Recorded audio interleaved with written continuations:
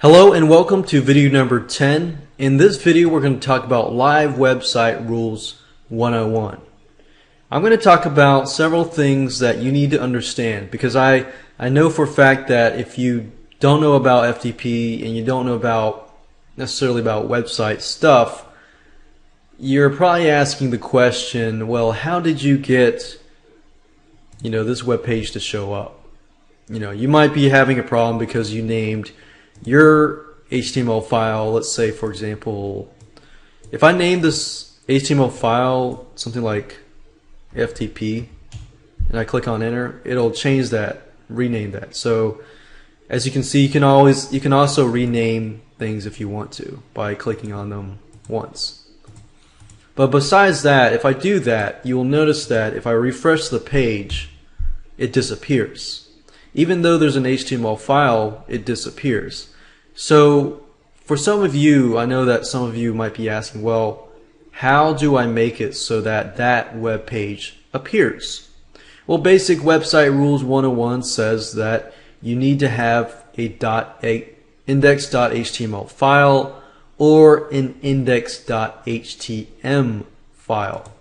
So as long as your HTML or web page is called index.htm or index.html, it'll work, it'll show up.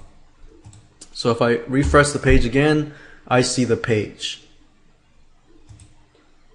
Even if I rename it to index.html and I refresh it, it's the same. Even the index.php files will work, but if your file is anything other than an index.html file, then you pretty much are not going to have a website up.